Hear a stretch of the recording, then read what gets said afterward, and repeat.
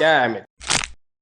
ఏంటిటా కుండబద్దలు కొడతా అట్ట. నమస్కారం, కుండబద్దలు ప్రేక్షకులకి స్వాగతం. నేను గౌతమ్ కాటా. ఈరోజు ఏప్రిల్ 26 సాక్షి ప్రబోధాలు ఎపిసోడ్ నెంబర్ 16 ప్రారంభం కాబోతోంది. ఏ రోజైతే మన విభజిత ఆంధ్రప్రదేశ్కి అమరావతిని రాజధానిగా నిర్ణయించారో ఆ రోజు నుంచి అమరావతి మీద పడి ఆడవటం, ఎలాగైనా అది పూర్తి కాకుండా చెయ్యాలనే ఒక లక్ష్యం పెట్టుకొని పనిచేయటం, వరల్డ్ బ్యాంక్ అప్పిస్తుంటే వందల కొద్ది వేల కొద్ది ఈమెయిల్స్ వరల్డ్ బ్యాంకుకు పంపించటం, మళ్ళీ ఈ వైఎస్ఆర్ కాంగ్రెస్ పార్టీ అధికారంలోకి వచ్చినప్పుడు 3 ముక్కలాట తీసుకొచ్చి అమరావతి రాజధాని అవునా కాదా అనే సందిగ్ధంలో పడేయటం, తిరిగి కూటమి అధికారంలోకి రాగానే అమరావతిలో పనులు మొదలవుతుంటే దాని మీద మళ్ళీ పడి ఆడవటం, ఇదే ఒక కార్యక్రమంగా జగన్మోహన్ రెడ్డి, వైఎస్ఆర్ కాంగ్రెస్ పార్టీ నాయకులు, వాళ్ళ మీడియా అయిన సాక్షి మీడియా, సాక్షి పేపరు, వీళ్ళందరూ ఇదే కార్యక్రమం చేస్తున్నారు. ఈరోజు కూడా సాక్షిలో మెయిన్ హెడ్డింగ్గా అమరావతి మీద పడి ఆడవటం, అమరావతి మీద బురద చల్లటం, లేదు కాదు అని అనుకుంటే అందులో అవినీతి జరిగిపోతుంది, కోటాను కోట్ల రూపాయలు వృధా పోతున్నాయి, ఇందులో ఇన్సైడర్ ట్రేడింగ్ జరిగింది అని అభూత కల్పనలో మొత్తం రాయటం అనే ఒక కార్యక్రమాన్ని పెట్టుకున్నారు. మళ్ళీ ఎందుకు మొదలు పెట్టారు అని అంటే అది మీకు అందరికీ తెలిసిందే. నిన్ననే చంద్రబాబు నాయుడు గారు ఢిల్లీ వెళ్ళి మళ్ళీ నరేంద్ర మోడీని అమరావతి పునర్నిర్మాణానికి మళ్ళీ ముహూర్తం పెట్టి దానికి ఆహ్వానించటం జరిగింది.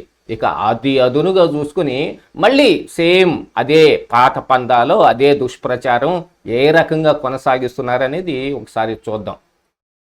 ఇదిగోండి, అవినీతి ఐకానిక్, అమాంతం పెరిగిన 5 ఐకానిక్ టవర్ల నిర్మాణ వ్యయం. ఇప్పుడు నిర్మాణ వ్యయం మీద దానికి అంతెందుకు ఖర్చు పెడుతున్నారు, దీనికి ఎంతెందుకు ఖర్చు పెడుతున్నారు అనే ఒక దీన్ని లక్ష్యంగా పెట్టుకొని చూస్తున్నారు. అవినీతి ఐకానిక్, అమాంతం పెరిగిన 5 ఐకానిక్ టవర్ల నిర్మాణ వ్యయం. సచివాలయం, సిఎంఓ, విభాగాధిపతుల కార్యాలయాల కోసం సిఆర్డిఏ టెండర్లు చదరపు అడుగుకు 8,981.56, ఏకంగా 4,688.82 కోట్ల రూపాయల ఖర్చు. 2018లో ఇవే టవర్ల నిర్మాణం 2,271.14 కోట్లకు అప్పగింత. నాడు చదరపు అడుగు 4,350.42 రూపాయలు మాత్రమే. అంటే 2018లో ఇచ్చిన అదే రేటు మరి 2025లో కూడా ఉంటుందేమో తెలియదు మరి ఎవరికైనా సరే. అంటే దీనికి ఇంకా వాళ్ళు చేసే వ్యాఖ్యానం కూడా చూడండి. స్టీలు, సిమెంటు, నిర్మాణ సామాగ్రి, ఇంధనం ధరల్లో పెద్దగా మార్పు లేకున్నా నిర్మాణ వ్యయం భారీగా పెంపు. ఈ స్టీలు, సిమెంటు, నిర్మాణ సామాగ్రి, ఇంధన ధరల్లో ఏం మార్పులు లేవు, పెద్దగా మార్పు ఏమీ రాలేదు. అంటే 1.5 రూపాయి పెరిగిందన్నట్టుగా చెబుతూ ఉన్నారు. కానీ కరోనా తరువాత అసలు చాలా రకాలైన రేట్లు మారిపోయాయి. మనకు కూడా బాగా అనుభవంలోకి వచ్చింది, ప్రజలకు కూడా. అసలు కరోనా వచ్చిన తర్వాత ఏ రకంగా మన ఆర్థిక వ్యవస్థ చిన్నాభిన్నం అయిపోయింది, రేట్లు మొత్తం విస్తృతంగా ఎలా పెరిగిపోయాయి అనేది. ప్రతి ఒక్క దానికి ఈ రోజున ఒక లీటర్ డీజిల్ ఎంత ధర ఉంది, ఒక పెట్రోల్ ఎంత ధర ఉంది, గ్యాస్ ఏ రేటుకు మనం కొంటూ ఉన్నాం అందరికీ తెలిసిందే. మరి 2018-19లో ఉన్న రేటు ఈరోజు లేదు. ఆ రోజున్న బియ్యం ధర ఎంత ఉంది, ఈరోజు ఉన్న బియ్యం ధర ఎంత ఉంది, ఆ రోజు కూలీ ఎంత పే చేసేవాళ్ళు ఈరోజు ఎంత జరుగుతుంది. ఇల్లు నిర్మించుకుంటున్న ప్రతి ఒక్కళ్ళకి ఇది అర్థమైన విషయమే. అసలు ఇసుకని ఒక పెద్ద దందాగా చేసేసి గతంలో ఈ వైఎస్ఆర్ కాంగ్రెస్ పార్టీ అధికారంలో ఉన్నప్పుడు ఇల్లు కట్టుకోవాలంటే బెంబేలెత్తిపోయేటట్టు, ఏమి దొరికినా బంగారమైనా దొరుకుతుంది కొనుక్కుంటానికి, కానీ ఇసుక మాత్రం దొరకకుండా చేసి ఇలా నిర్మాణ వ్యయం మొత్తం కుదేలు చేసేసిన ఆ ఇండస్ట్రీ మొత్తాన్ని సర్వనాశనం చేసేసింది జగన్మోహన్ రెడ్డి. దాంతోపాటుగా ఇప్పుడు ఇక్కడ ఈ ఐకానిక్ బిల్డింగ్స్ అనేవి ఇప్పుడు ఈ రాజధానిలో నిర్మించబడుతున్నాయి. అంటే ఇవి కనీసంలో కనీసం ఒక 100 సంవత్సరాలకి ఇవి ఉండాలి అనేది ఒక లక్ష్యంగా పెట్టుకుని నిర్మించాలి. అంత స్ట్రాంగ్గా పకడ్బందీగా నిర్మించాల్సిన అవసరం ఉంది. ఆ రోజుకు ఉన్న రేటుకు కానీ ఈ రోజుకు ఉన్న రేటుకు కానీ వ్యత్యాసం చాలా ఉంది. ఆ రోజున జీవన ప్రమాణాలు ఎలా ఉన్నాయి, ఈ రోజున ఎలా ఉన్నాయి అన్నది కూడా ఒకసారి చూసుకోండి. దాని ప్రకారంగా చాలా రేట్లు పెరిగితే ఇవి మాత్రం పెరగలేదు అనే ఒక బుకాయింపు చర్య ఇక్కడ కనపడతలేదు. అప్పుడు ఇప్పుడు డయాగ్రిడ్ విధానమే. ఏ విధానం అయితే ఇప్పుడు జగన్మోహన్ రెడ్డి రివర్స్ టెండరింగ్ విధానం తెచ్చాడని అందరూ దాన్ని ఏం చేస్తారా?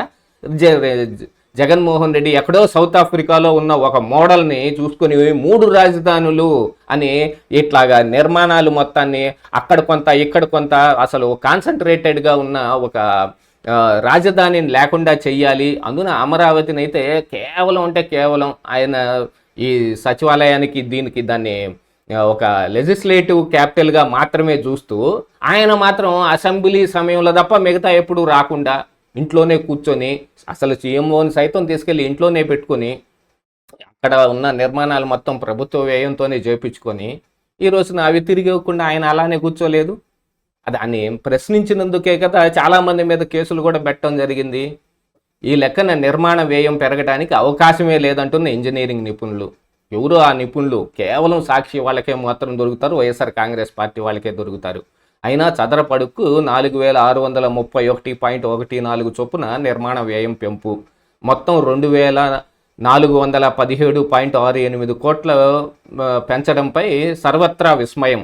ఆదిలోనే ఇలా ఉంటే పూర్తయ్యేసరికి ఇక ఎంతకు పెరుగుతుందో అనేది. అంటే ఇక ఇలా యాజ్ ఎర్లీ యాజ్ పాసిబుల్ ఈ కట్టడాలు మొత్తం పూర్తి చేయాలనే ఒక ఉద్దేశం ఉన్నప్పటికీ కూడా జరిగే ఆలస్యాన్ని బట్టి ఆ రోజుకున్న పర్సంటేజ్ ప్రకారంగా కొద్దిగా పెరిగే అవకాశం కూడా ఉంటుంది. కాకపోతే ఇందులో కట్టే ప్రతి నిర్మాణం కట్టాం అయిపోయింది, శనగలు తిన్నాం చేతులు కడుక్కున్నాం అన్నట్టుగా ఉండదు కదా ఇక్కడ వ్యవహారం. ఇది కనీసం 100 సంవత్సరాలకి నిలబడాల్సిన రాజధాని కింద తయారు చేయాలి.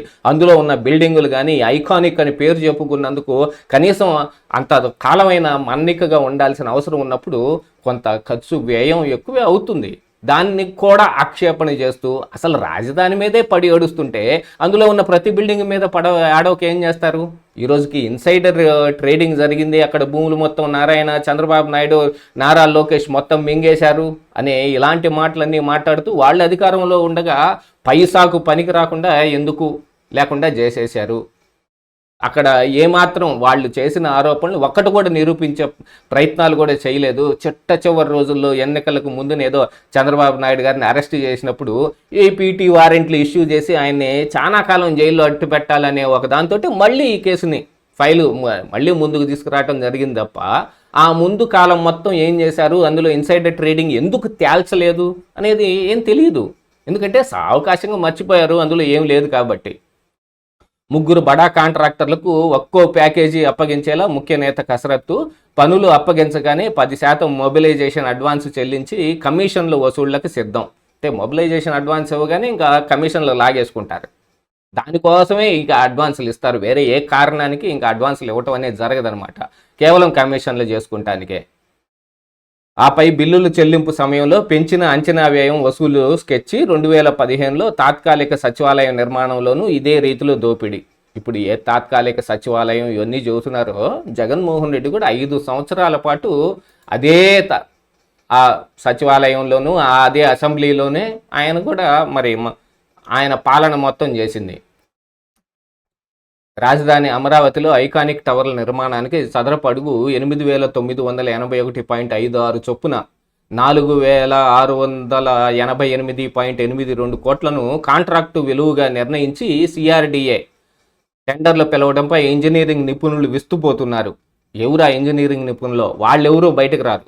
ఇదే ఐకానిక్ టవర్ల నిర్మాణం పనులకు 2018 ఏప్రిల్ 26 చదరపు అడుగు 4,350.42 చొప్పున 2,271.14 కోట్లకు కాంట్రాక్టు అప్పగిస్తూ నాడు టీడీపీ సర్కారు ఒప్పందం చేసుకుందని గుర్తు చేస్తున్నారు.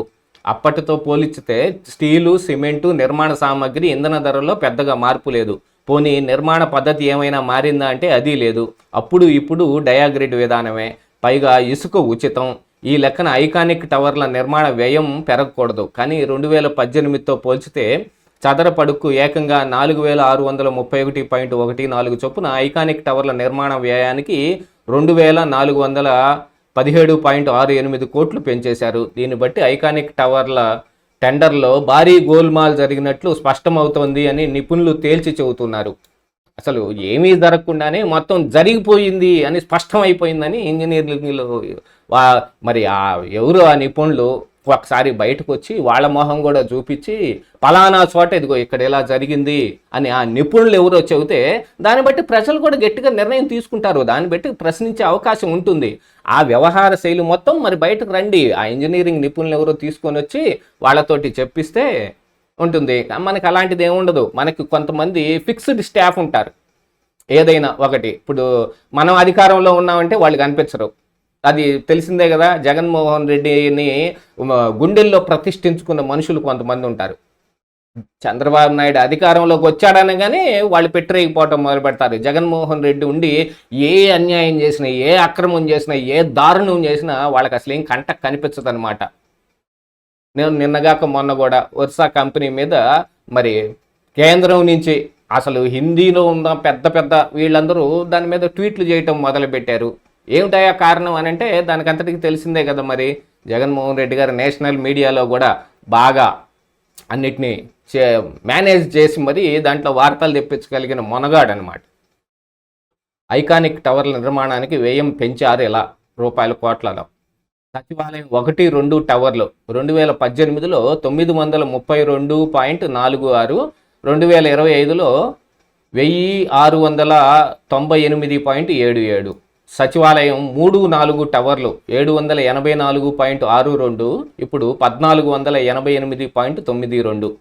ముఖ్యమంత్రి విభాగాధిపతుల కార్యాలయాలు 554.6, ఇప్పుడు 2025లో 1007.82 కాంట్రాక్టు విలువ. వాస్తవానికి చదరపు అడుగు 2000కు మించదు. సాంప్రదాయ పద్ధతిలోనే నిర్మించిన డయాగ్రిడ్ విధానంలో నిర్మించిన నిర్మాణ వ్యయంలో పెద్దగా తేడా ఉండదని ఇంజనీరింగ్ నిపుణులు స్పష్టం చేస్తున్నారు. చదరపు అడుగు 1800 నుంచి 2000 వరకు వ్యయం అవుతుందని చెబుతూ ఉన్నారు. డయాగ్రిడ్ విధానంలో అంతస్తులు పెరిగే కొద్దీ నిర్మాణ వ్యయం తగ్గుతుందని పేర్కొంటూ ఉన్నారు. ఇన్ని చెబుతున్న ఆ నిపుణులు ఎవరో మరి ముందు జగన్మోహన్ రెడ్డికి ఎందుకని అంత సలహా ఇవ్వలేదు? ఇలాంటి టవర్లు ముందుగానే మరి జగన్మోహన్ రెడ్డి ఆ 1800కో ఆ 2000 రూపాయలకో ఎందుకు నిర్మించి అక్కడ పెట్టలేదు? యాక్చువల్గా లెజిస్లేటివ్ క్యాపిటల్ అని అంటే ఇప్పుడు మరి ఐకానిక్ బిల్డింగు ఏ సచివాలయం కార్యాలయం, ముఖ్యమంత్రి కార్యాలయం, విభాగాధిపతుల కార్యాలయాలు ఇలా చెబుతూ ఉన్నారు కదా, ఇవి అవసరమైనయే కదా. వీటిని జగన్మోహన్ రెడ్డి ఎందుకు నిర్మించలేదు అనంటే అమరావతిలో తట్ట మట్టెయ్యను ఇటుక పెట్టను అని జగన్మోహన్ రెడ్డి ఆ రోజున ఒట్టేసుకున్నాడు. వీటన్నిటి మూలాన ఆ రోజున అమరావతిని చంపేయటానికి చేసిన విచిత్ర ప్రయత్నాల్లో కనీసం ఆయన ఆ అమరావతి గ్రామాల మధ్య గుండా వెళ్ళటానికి కూడా ఇష్టపడలేదు. ఏ రోజైతే ఈ 3 రాజధానులు తీసుకొచ్చారో ఆయన దొడ్డిదారి కూడా ఒకటి నిర్మించేసుకుని ఆ దొడ్డిదారిన మరి అసెంబ్లీకి వెళ్ళాడు. ఇక తర్వాత కార్యక్రమాలు అయితే ఇంకా మీకు అందరికీ బాగా తెలిసిందే. అవన్నీ ఆయన తాడేపల్లి ఆయన ఆ ప్యాలెస్లో జరగటమే తప్ప మిగతా ఎక్కడ జరిగింది ఏమీ లేదు కదా. ఇలాంటి వాటన్నిటితోటి మళ్ళీ అమరావతి మీద దుష్ప్రచారం. కారణం ఏంటంటే అంటే మళ్ళీ పునర్నిర్మాణం కాబోతోంది, మళ్ళీ నరేంద్ర మోడీ వచ్చి దాన్ని ప్రారంభించే ప్రయత్నాల కోసం మరి నిన్న చంద్రబాబు నాయుడు గారు వెళ్ళి ఆహ్వానించి వచ్చారు. అమరావతికి సాయం చేయమని గట్టిగా మరి అడిగారు. ఇప్పుడున్న పరిస్థితుల్లో కేంద్రం కూడా అమరావతి నిర్మాణానికి గట్టిగా సహకరించాలి అనే ఒక ఉద్దేశంతో ఉంది. వాళ్ళకున్న అవసరాలు అలా ఉన్నాయి. మరి ఒకటే లక్ష్యంగా పెట్టుకున్నారు వీళ్ళు, అమరావతి రాజధాని నిర్మాణం కాకూడదు, చంద్రబాబు నాయుడు రాష్ట్రాన్ని అభివృద్ధి చేయకూడదు, చేసే ప్రతిదానికి ఏదో రకంగా అడ్డం పడాలి, దాని మీద అవాకులు చవాకులు అవాస్తవాలు దుష్ప్రచారాలు ఇవన్నీ మొత్తం చేయాలి, ఒకటే లక్ష్యంగా పెట్టుకుని వీళ్ళ రాజకీయ విధానం ఇలా ఉంటే మరి ఈ రాష్ట్రాన్ని ఇంకెవరు కాపాడాలి? ఇదే ఈరోజు కుండబద్దలు.